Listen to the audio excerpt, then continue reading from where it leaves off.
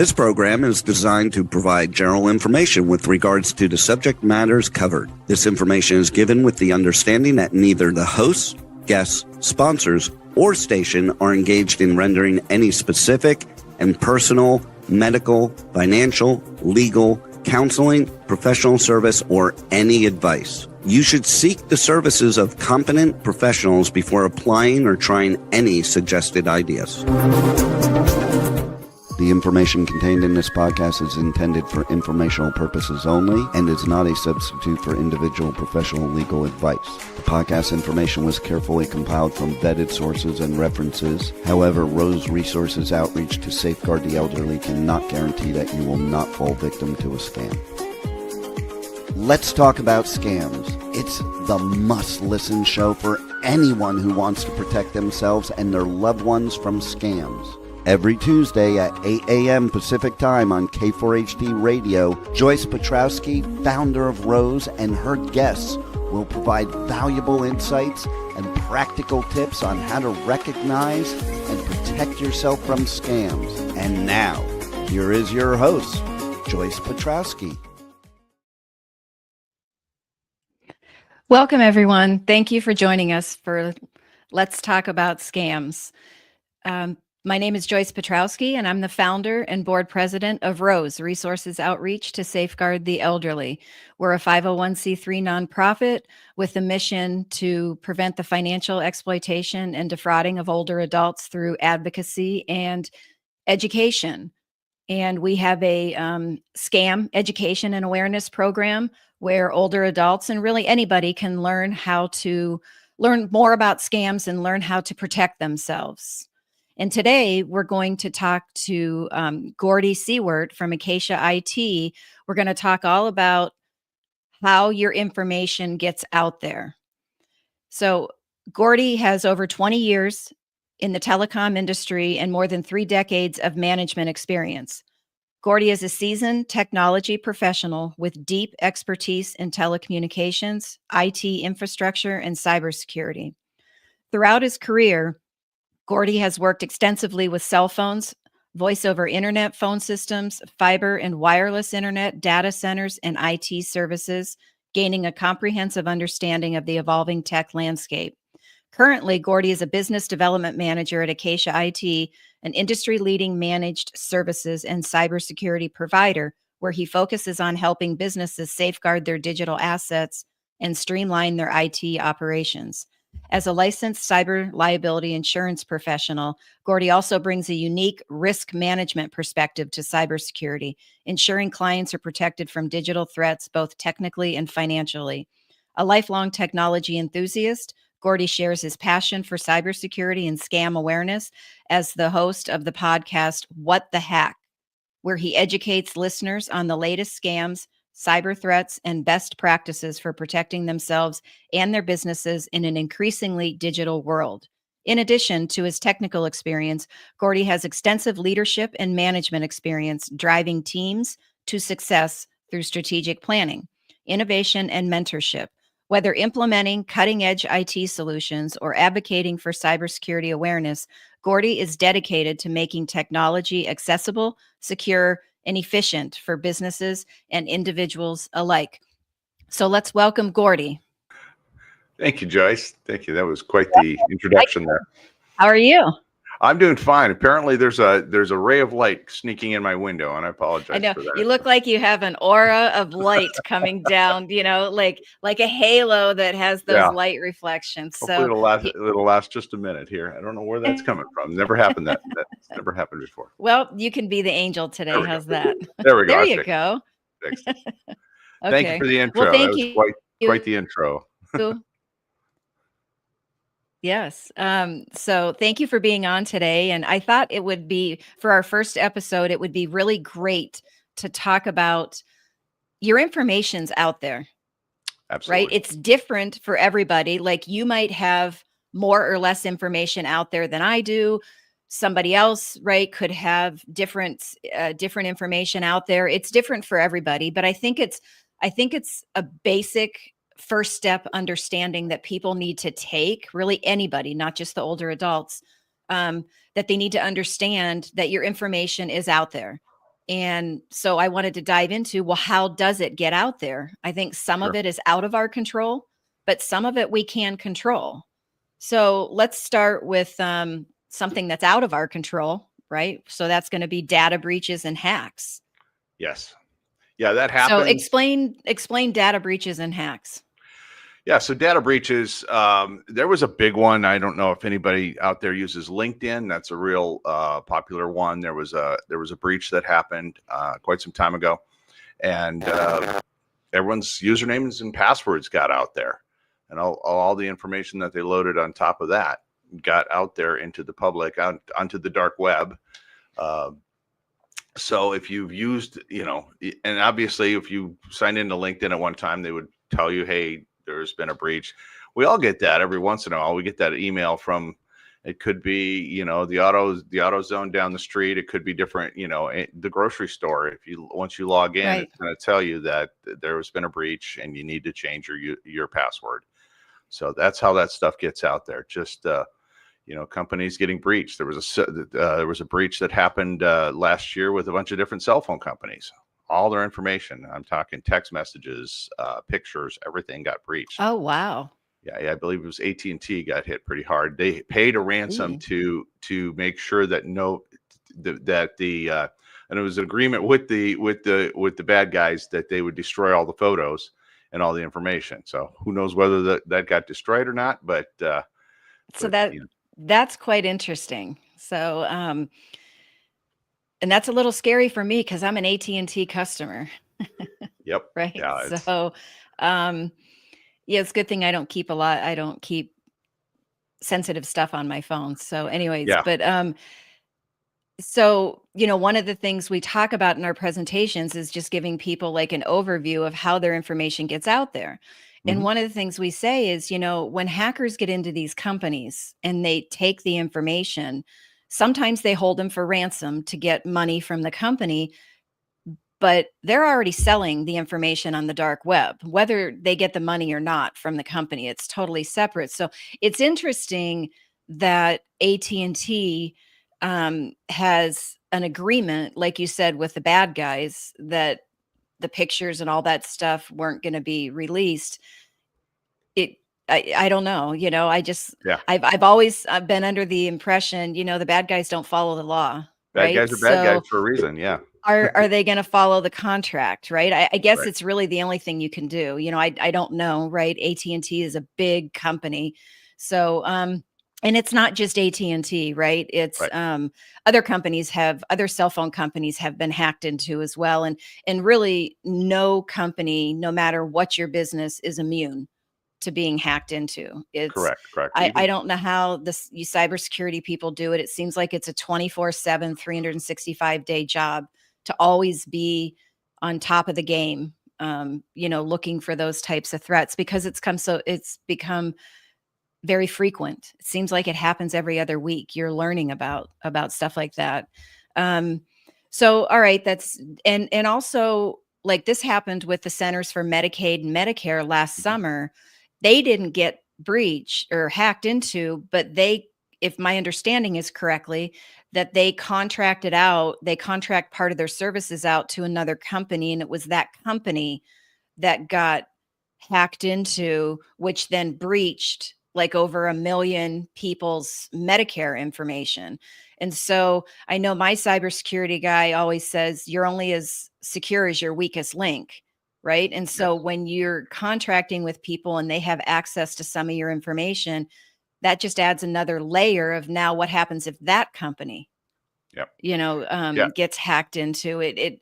It's kind of crazy. So, and we've often told people, just think about how much information would get out there if a medical office or a hospital, right, got hacked into. Now, potentially all of your medical records, right, and all of that stuff could get out there. But so I'm trying to think of which way I want to go here. I think let's talk about some other ways that your information gets out there. So like we've got hacks and breaches, but what about if you sign up and download an app? Yeah, that's voluntary. We all give, we fact, I think I did a list prior to our show that some of the top apps that you would think, oh, this sounds like a fun app that Hmm. you're giving your information to, and they're just selling it out there. It was part of the terms and conditions that you just blew, you checked the box and blew right by, or you gave them permission when you downloaded the app. One of the ones this came from last year. The top one was PixArt AI photo editor. We've Okay. seen those ads as we're scrolling. There's neat little things they can bring, photos to life, or they could resurrect your old photos into sharper, crisper images, things like that. You could switch your face on on a photo. Right. That one was the worst offender with 8 sets of information shared with third parties. 8-ball pool. Believe it or not, tie for third place was Amazon Shopping. Really? They, here they are. They've got now. Do I trust Amazon with my info? I pretty much do. I use the Amazon app probably every day. So do I. But Yeah. but they are sharing your 6 sets of information on you with third parties. So they're going to Google and saying, hey, this person's been looking around for a new bowling ball, and next thing you know, you're getting bowling ball ads popping up on your news feeds and your Microsoft, your Edge browser and things like that. So they're out there sharing that stuff. It's only going to help them because they want you to go on. The more you see a bowling ball pop up on your screen, you're going to buy that bowling ball. So that's out there. Fruit Ninja, that's a game. There's several games out there. TikTok was a bad one too, as we all know. And then Candy Crush. It's one my wife plays a lot. Popular, right? Yeah, that one is sharing with 3 different third parties. And then Spotify. And that's, so speaking of the games, the online games, that's not even like playing Candy Crush online in real time with somebody that you can talk to. That's just by virtue of downloading the app and clicking that you agree to all those terms and conditions. Absolutely. Yeah. So this is voluntary. This isn't illegal. That you volunteer by clicking through to that app to play it. So do your research before. I've come across some apps where I'll look at it. No, I'm not going to share that amount of it. I'm not going to download that game or that that particular app. Yeah. So it seems like I don't know if standard practice is the right way to phrase it, but it seems like a lot of companies, unless you opt out of it, they're going to share or sell, right? Your information. Called data brokers. Is that is that the terminology for them? Yep, that is. Yeah. So you've got legal and illegal, stuff that's gained from breaches. Right. So if somebody's downloading an app, is it going to come up and kind of go through and say, you need to agree to these terms and conditions, and then it's on you to read through all of it to see exactly what's going on? In most cases, the sneaky ones, yes. I mean, the ones that are gathering all these informations will typically have you check, yes, I agree, or by downloading that, by continuing, you're agreeing to our terms and conditions. You're going to want to stop for a second, click on those terms and conditions and see what you're downloading and see what app permissions you're giving them. I do know that Apple is a little bit more secure on the app side. That you can control your privacy a little bit better than you can on the Android side. That's what I've heard. That's what I've heard from a lot of cybersecurity people is Apple has some inherent security things already on their phones. Not to say that Android's not secure. I think they are really good, at security, but there's just a little bit more on Apple. And I'm guessing with that big hack that AT&T had, they've probably implemented the highest level of security, right? Yeah. Probably now one of the most secure companies. I had an interesting story. I had a gentleman coming into when I worked for Verizon. He came into our store and he was just going over data. He goes, I hardly use my data. So he looked on his Android phone and there was something at midnight just downloading gigs of data. Like, what's going on here? We tracked it down on his phone, and it was a flashlight app that was made by a North Korean app manufacturer. It was just a flashlight app is all it was. And somehow it's transporting, or transmitting gigs worth of data. Who knows what that data was? Who knows what he agreed to? So we really Right. quickly canceled that, And got that's deleted something that that's app. as innocent as a flashlight app, Yep. right? Yep. That you would think it's a flashlight app. What harm can it do? Right. But it's not necessarily the flashlight, it's the people behind it, Mm-hmm. right? That are doing all the software and all the programming to what it's going to do and everything. Yeah, But so that's the difference between the Amazon or the Apple and the Google store. Google will allow, I could create an app that'll do anything, and Android store usually will let it go there. Where Apple will say, no, we have certain restrictions on that you have to abide to in order to be on our app store. got it. Okay. All right.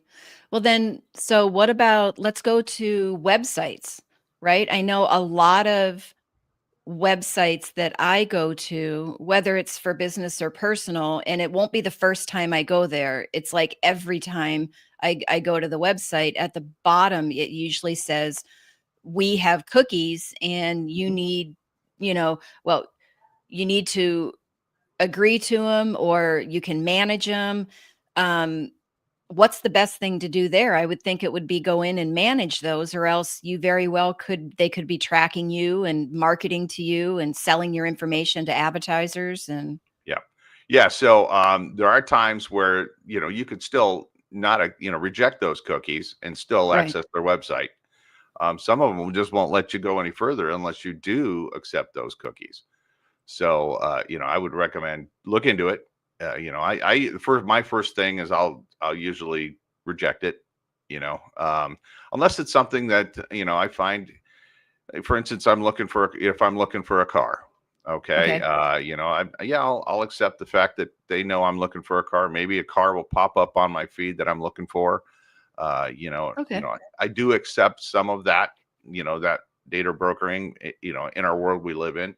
It's only going to help me in the long run. So there's good parts about it, right, but there's right, also, do I want some guy in China knowing that I'm looking for a car and try to scam me, right, Nigeria sending me links to a car on my, to my my phone. And next thing I know, I fall into a scam, but I'm a right, little bit more aware on that, right. yeah, sometimes it is helpful. It is, right. So I'll go into manage, Hmm. and there's always the ones that say strictly necessary, and Hmm. those are always turned on. And it's hit or miss, right? With the companies, some of them have all of the other optional ones turned on, and you just have to toggle them to turn them off. Yep. And some of them have them automatically turned off, and you need to be the one that turns them on. Like there'll be targeting cookies, marketing cookies, and I think some of them will say functionality cookies or something like Hmm. that. And I even turned those off, wondering if that's going to inhibit my experience on the website. Like if it Right. won't let me do certain things if I turn the functionality ones off. Yeah. Usually it's mostly for advertising. I mean, that's how they're getting.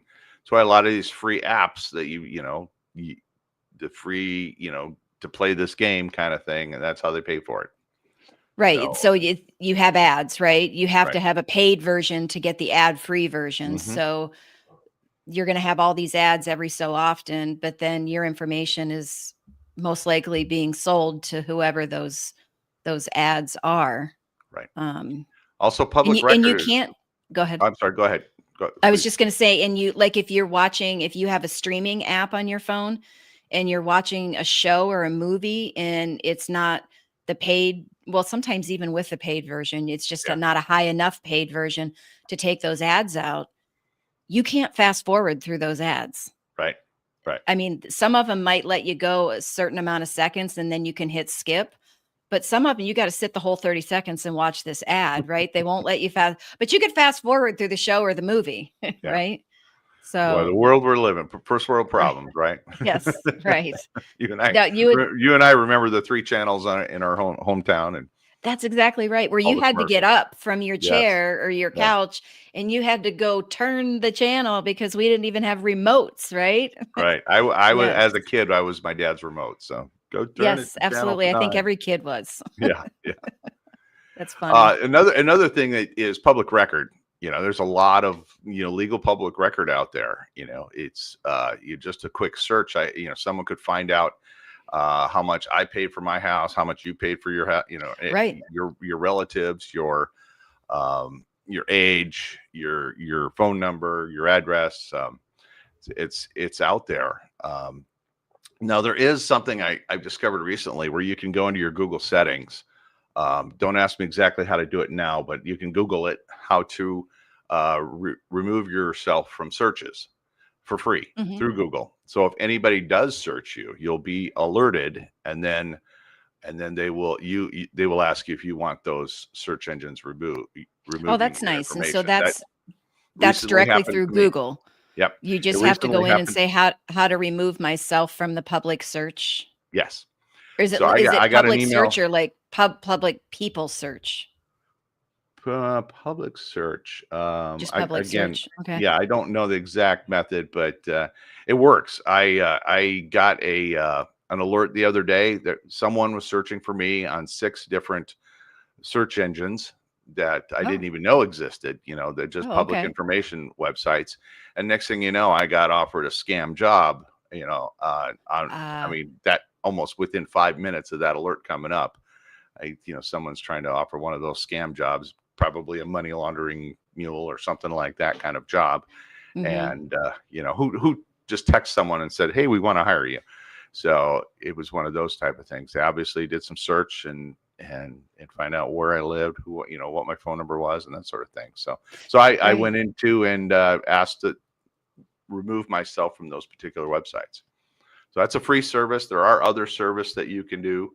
I think what was it? Aura is another service. It's a paid Okay. service. They'll go out and you can ask them to they will proactively go out and remove you instead of wait for people to search. That's the thing Google does. It'll wait for people to search you and then tell you, do you want to be removed from this site and that site? I Got it. found But you some. have to sign up for it. Yeah, yeah. It's in your Google settings. It's not complicated. I wouldn't be able to tell you step by step. It is a little No, that's process, fine. It but I should be found it able. online. Yeah. So to get to the Google settings, when you're in the Google search, is that Mhm. like the 3 dots all the way over to the Yep. right? Yep. You It'll be click one on of those those set. and go Yeah. into settings? Yep. Settings, Yeah. privacy, settings. Okay. So you mentioned Aura and this other company. So let's say that I go in and I pay them to scrub my information from the Hmm. web. Hmm. That's not like a once and done, your information's never going to be on the web again, because you're probably going to visit websites, Correct. right? To where if you aren't very careful with what they're doing with your information through those cookies, or let's see, if you download an app, or maybe some of the current apps you have, right, are already allowing that information, your information is going to get back, or data breaches and stuff, right? It's going to get back out there. So it's not something that you do once and you're good for the rest of your life. You would have to, is there so say you do it and you scrub it and then you say, okay, every month, is there like a website that you can go to that will give you an idea, if just by putting maybe your name in, that you can, or maybe you need to have date of birth or something like that, I don't know, that you can find out like how much of your information is out there?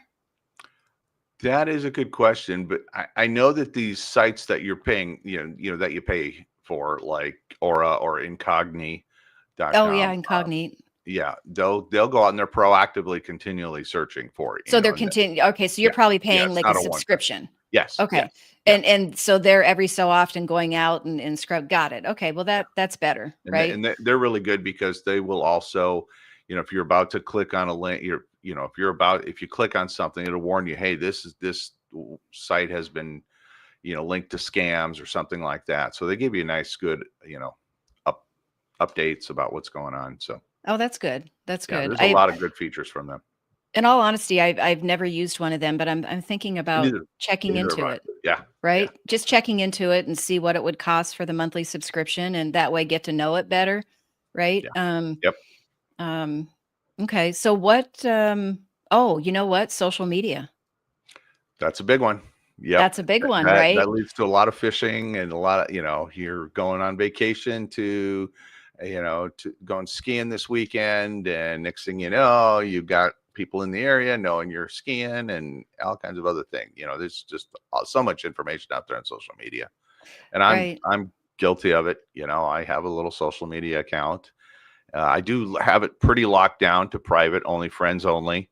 Mm-hmm. I've done a few posts. I do a cybersecurity tip of the week typically, and my friends, hey, can you make this shareable? And the second I make it shareable, open to public, I'll get a scam within a day. I'll get a scam attempt, someone trying to hit me up for some reason, and a crypto scam or something like that. So I try to And keep mine is locked down pretty private, only and friends.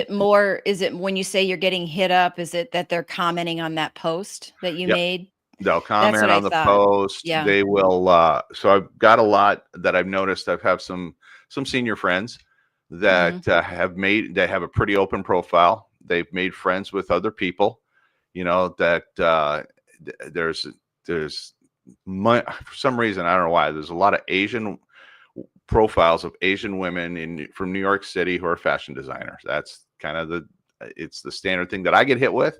I don't know, maybe because I'm at a certain age, a certain profile, but all of a sudden they'll try to befriend me, and I notice, oh, they're a friend of this older gentleman over here. They're a friend of Mm-hmm. this old, so I know they're fake. So I will reach out to them and say, hey, this person's just, they try to get you in a pig butchering scam. I'm living this beautiful lifestyle. You too Right. can do it. If you sign into my crypto account and give me money Right. All and that. yada yada. So, but yeah, they Yeah. just pop up from my other friend's account. Once I unlock my account or leave that post open, then they'll try to send me a friend request, and it's pretty Right. easy to tell nowadays. So on social media, let's just say Facebook, right? And how could somebody go in to see if their profile is public or if it's, like you said, locked down private only to That'll be in the privacy settings. It'll be in the privacy settings. Yeah, to walk you through could take a good 15-20 minutes. I would say, yeah. if you're maybe a senior listening to this, talk to your kids, grandkids, something like that, and have Yeah, them they help probably you know, right? have you help them lock it down. Yeah, you want only your post to be seen by your friends. You want your information only to be seen by your friends. And be careful who you befriend. Don't, if it's a stranger from Right. Los Angeles that just attractive person wants to be your friend, or a movie star or something, that movie stars just don't go out and proactively befriend anybody. Right. So, be careful of that, and don't befriend anybody you don't know or haven't met personally. That's my thing Right. on. I've had my LinkedIn account for business that I kind of open it up to everybody. I'm cautious. They're out there too in LinkedIn Mhm. land. I've Yep. recently opened up my Facebook to a little bit of business, a little bit of personal, and but as far as the business goes, unless I've met you, I won't just. You might be. I might have 20 mutual friends, but unless I've met you, I'm still not letting you in. But once I Yeah, meet you, then you're okay. right. And that's tough when you have somebody like both of us that are either working for a business or have a business, right? Hmm. And you have a personal, like with Facebook, we have the Rose Advocacy business page, but it's linked to your personal. So I can't have that business page without having the personal one. And Right. you want to be able to have it open to the public to get the awareness and the information out to more people, which means you just need to be even more conscious about who is commenting on your post, who is trying to Mhm. befriend you. I mean, I get those comments on my posts that I make personally, even if I share something from Rose or if I make a personal post. Sometimes it's a month or two later, but then all of a sudden I get a notification that says so and so liked my picture or my post. And I look at the name and it's like, I don't really know that name. And then lo and behold, the next notification is they've commented. and I go into the comment and I'm like, yeah, that's a scammer. And so I just Right. take my finger and hold it down on the message, and it comes up, and I can delete that message to get it out of the comment history, because I wouldn't want anybody else of my friends that are looking at it and seeing that person's Right. comment and saying, hey, I want to befriend you, or, or whatever, right? Right. They look Yes. like a really nice person, because, loneliness emotion, right? If you're in a financial hardship and you really need to make money, sometimes those scam jobs that you talked about earlier all of a sudden become more enticing, and it's more difficult for you to get out of that emotion and say this is really a scam, right? Yeah. You're just excited that, oh my gosh, I can make the money. I need this money, to pay my bills, to pay my rent, to take care of my kids, whatever it is, right? Yeah. Um, And, so and as you've brought out in many of your podcasts and information, these scammers are pros. They know exactly what to say. They yep. they could probably be psychiatrists at some point, because they know how the human mind works, and they know exactly what to say and how to say it to play on your emotions. I would bet, because um, they're big companies with a lot of people, right, working and doing this, is that they probably have some people that have gone through the whole psychology classes, Hmm. right? And maybe they've done something online and gotten a psychology degree that is coming up with these scripts and teaching them, right, on how to play on emotions and stuff like that. I wouldn't put it past them. I just told a group yesterday at a presentation, I don't put anything past, right, the scammers. And so Oh yeah. you just have to be very, very careful, especially with all of a sudden out of the blue stuff that comes in. And Yeah. but And if there's one thing at all that I could stress as the cybersecurity person in me, and the insurance guy in me, I put a multi-factor authentication on everything. I can't yep. stress that enough. And I've Just noticed a lot more companies, because I think when that first came out, that multi-factor or two-factor authentication, I think a lot of the financial companies, the banks, the investment brokers, and they were kind of one of the first ones to implement it. mhm. And maybe they weren't, maybe it was Amazon or something like that. I don't know, but Yeah. it's one of the things we tell them, make sure you have that on all of your financial accounts. I know it's a Yes. pain in the butt. It's an extra 10 seconds. If you don't have your phone sitting next to you, and right, you got to get up and go get it, get up and go Yep. get it and get that Yes. code, because it's an added layer of security. But a lot of companies are now making that part of their settings. They don't necessarily, when you sign up for the account, ask you for it or ask you to set it up. But if you go into the settings in that Right. account and Security settings. scroll down and look at all the settings, a lot of times it's in there. You just need to turn it on. Yes. Yes. On So, everything. So not just your financial though, because what right. they'll do is they'll get into your email, and then they'll know the passwords that you're setting up, and they'll know Yeah. the authentication codes that you're getting. Um, I look at it as you and I are old enough to remember when seatbelts weren't legal, and it was, oh, it's just a pain Yes. in the butt to put a Yes. seatbelt on, and it's the same thing. Once you start doing it, it becomes a habit. You don't even think about it anymore. Right. And I always say that small inconvenience of going and getting your phone from the other room, or, oh, hold on, I gotta get the code and put it Yep. in.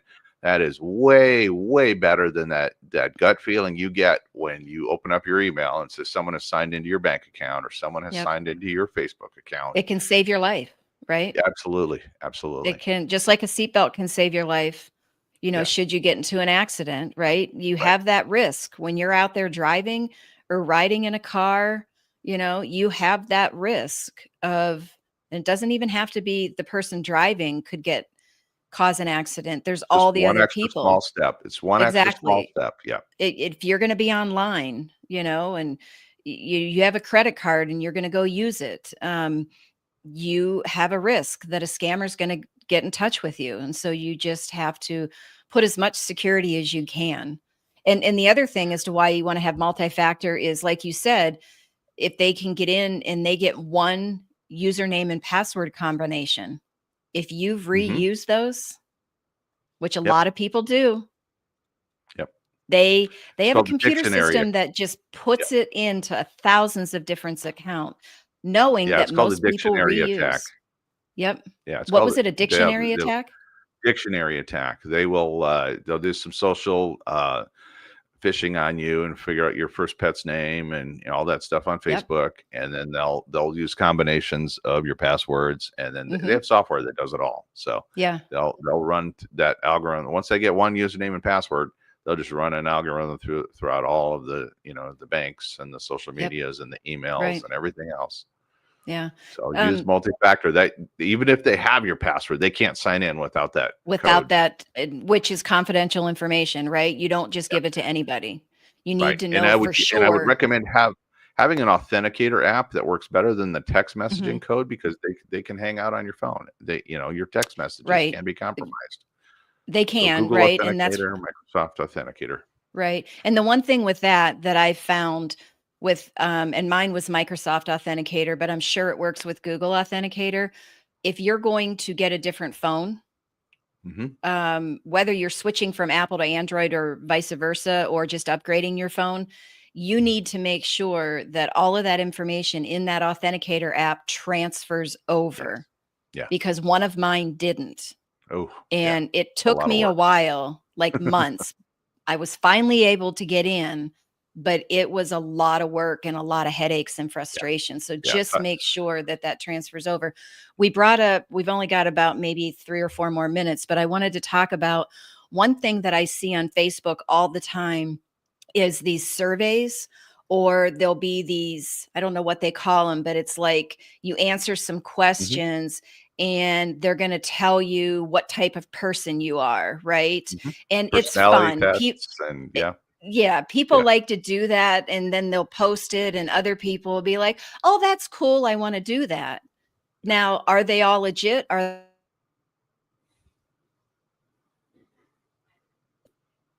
Sorry about that for you guys that are watching and listening to this. I've got to work on my connection with my internet, because it's gone out 3 times, which was better than last week. I've connected it differently this time, but I've got to maybe do one more thing to get it to not go out. So anyways, apologize for those little interruptions, but you don't know, are they all legit? Are they all scams? But you have to think about, when you're answering those questions, well, what's your pet's name? Or what's your favorite pet's name, right? That's a security question. What was the first concert you attended? What's your mother's maiden name? Yeah. That's really easy to find out, because a lot of us put our maiden names. I'm a culprit of that. I have my maiden name on my Facebook, right? So now all of a sudden, my kids, mother's maiden name, it's right there. So you really have to be careful about what you're doing. And you think, well, I'm only giving out my pet's name. Well, guess what? If your social media is set up and they know that you're going to be a certain age on a certain day, how easy is it to figure out what year you were born? And now, if you've used your pet's name and your birthday, your date you were born as your password, they've got your password. Yeah, absolutely. Right. It's that social engineering, and you don't even realize you're giving up sensitive information. Yep. Right. But, and that's another way, like you said, that they fish for information. They get you to play these nice little things. Games. Yeah. Where we just, time. Okay. All right. I guess it's time. All right. We're done. So, okay. Tip, make sure everybody has a trusted tech support person. Yes. If you can always call Gordie at Acacia IT if you don't have one. But have a trusted tech support person. They are an invaluable tool. Absolutely. Thanks, everyone. Thanks, Gordie. Thank you, Joyce. Yep. Well, that's all the knowledge for this episode. Tune in every Tuesday at 8 a.m. Pacific Time on K4HD Radio at k4hd.com as Joyce explores a variety of knowledge so you have the power to make scam protection your healthy habit. And until then, feel free to reach out to Joyce and let's talk about scams.